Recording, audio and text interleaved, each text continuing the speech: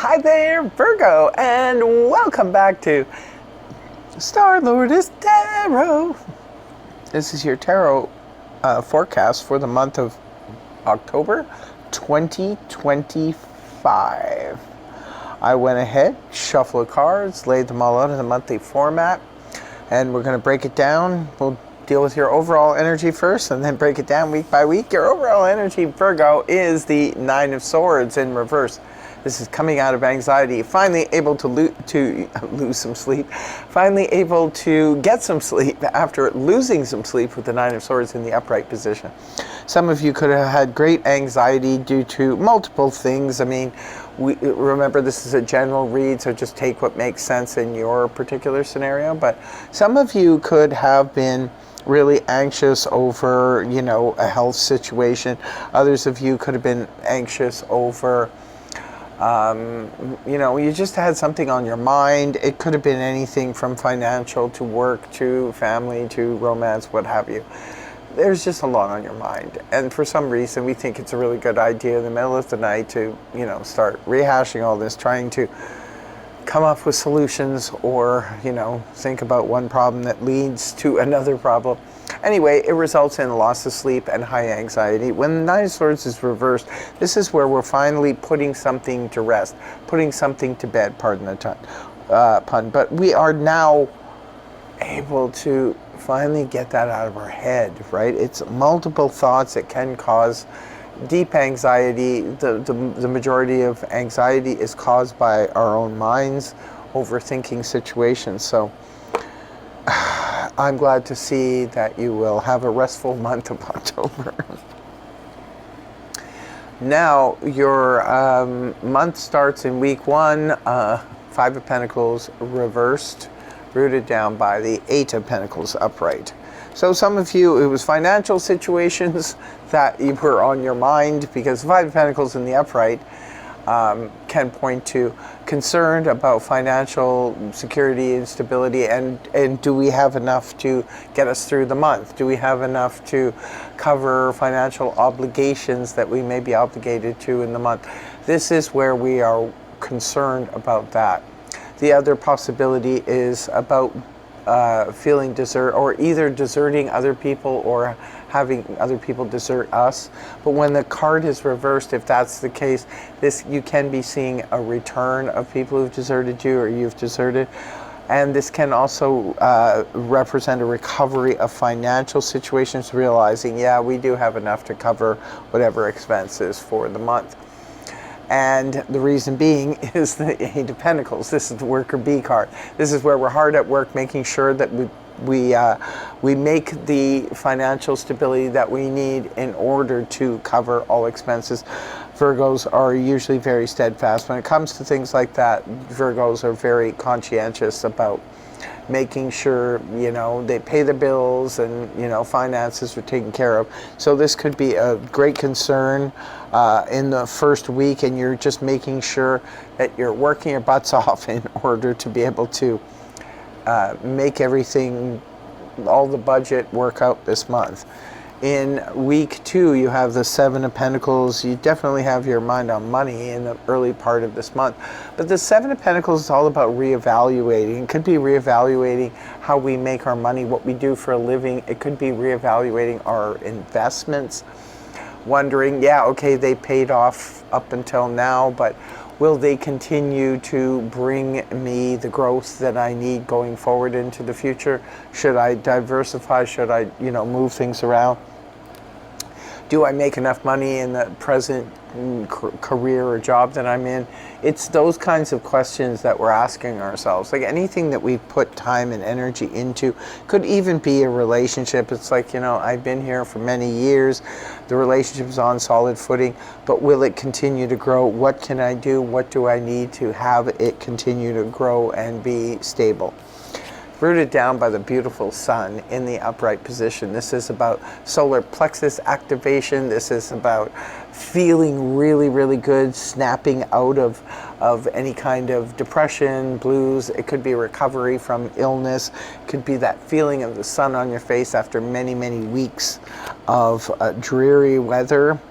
it's just a good feeling. It's just really picks up our morale. It's also the card that represents success and attainment of the highest levels. So if you are trying to boost your income or your finances in any way, Virgo, in the early part of the month, it looks like you will have great success with that, because the sun represents the, there's 3 money cards here, and then success at the end of it all. So that tells me you will have great success boosting your financials in the early part of the month. Now in week 3, we see the 8 of Wands here, rooted down by the 2 of Cups. Wow. Now we're going to switch it up a bit. 8 of Wands can point to, now it could be a couple of things. Okay, this is normally arrows of love find their mark, right? This is communication back and forth with your sweetheart, 2 of Cups. Like this week looks like it's all about love. It's love and money and success in both areas. That's what it looks like to me.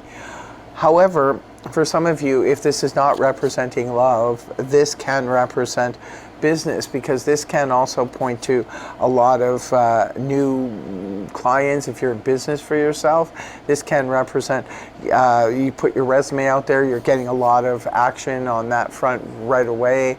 It can indicate need for sudden travel. It can indicate getting a bunch of sales if you're in sales. And it's rooted down by 2 of Cups. This could also represent a business partner. So it's not necessarily love, but for some of you, it's both. There's money and love going on here this month for you. And very successful. 2 of Cups is being on the same page with somebody. Now, this could be your significant other. You've decided to maybe take your business to the next level. Maybe you've decided to go into a new job or things like that, or maybe your spouse did. Whatever it is, the 2 of you are on the same page.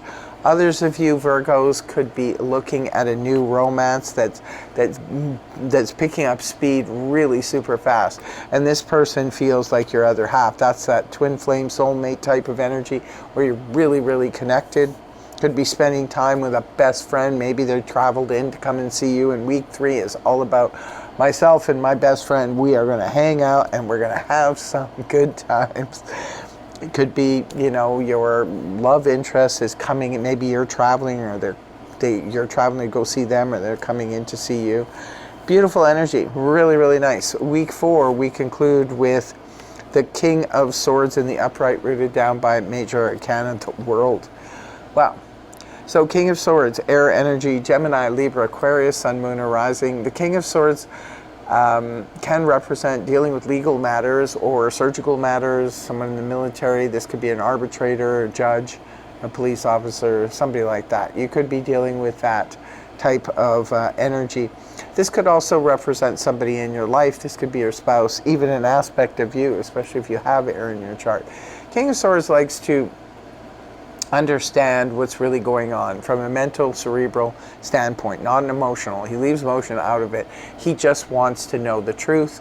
Maybe you want to know the truth about something, and you're just laying it out there, Virgo. Oftentimes I see Virgo as the sword people, because you guys will just sort of cut to the chase and shoot from the hip and just say what's going on here.